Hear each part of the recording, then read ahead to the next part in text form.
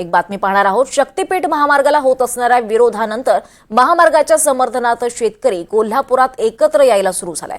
येणाऱ्या काळात आधुनिक पद्धतीने शेती करण्यासाठी दळणवळण सुविधा व्हावी यासाठी हा महामार्ग होणं गरजेचं असल्याच्या प्रतिक्रिया शेतकऱ्यांच्या आहेत। या संदर्भात शेतकऱ्यांशी संवाद साधलाय आमचे प्रतिनिधी विशाल पुजारी यांनी।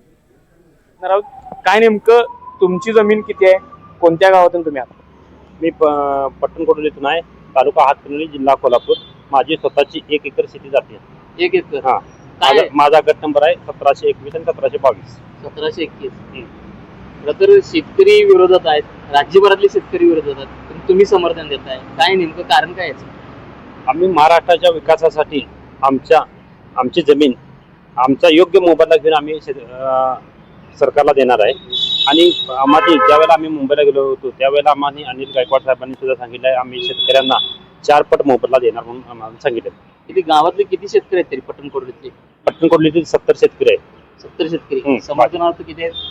50 शेतकरी आहेत। 50 शेतकरी समर्थनार्थ। सगळ्यांचं एकमत आहे का? तर आहे 50 जणांचं आमचं एकमत आहे। काय सह्या वगैरे तुम्ही घेतलाय? सह्या आहेत, गट नंबर सकट आहे। गट नंबर सकट आहे? होय। आणि विकासासाठी तुम्ही जाणार? होय होय। नक्कीच विकासासाठी जाणार असं म्हणतात, तर शक्तीपीठ महामार्गाला विरोध जो आहे आपण तीव्र होताना पाहिला। ते शेतकरी रस्त्यावर उतरतात, विशेषतः राजू शेट्टी यांनी नेतृत्व केले, आमदार सतेज पटेल यांनी याचं नेतृत्व केले, पण तुम्ही याचं समर्थन करताय, काय नेमकं कारण? असं आहे की आम्ही बाधित शेतकरी आहोत।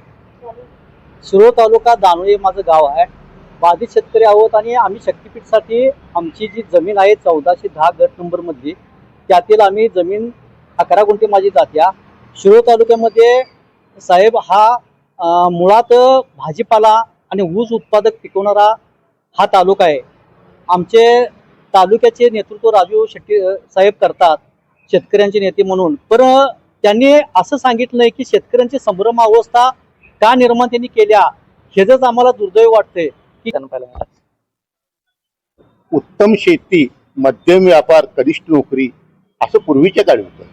आता उलट झालेलं आहे, उत्तम नोकरी, मध्यम व्यापार आणि कनिष्ठ शेती, बागायत असो, जिरायत असो, हंगामी असो, पडीक असो, ह्या शेतीसाठी आता आवश्यक ते मनुष्यबळ किंवा बाजारपेठेतले दर किंवा त्याला शाश्वत मिळत नाही। आणि मग सरकारनं शेतीसाठी जर एवढ्या सगळ्या सुविधा दिल्या असत्या, बाजारपेठ उपलब्ध करून दिली असती, दर मिळाला असता, तर आत्महत्या रोखल्या असत्या।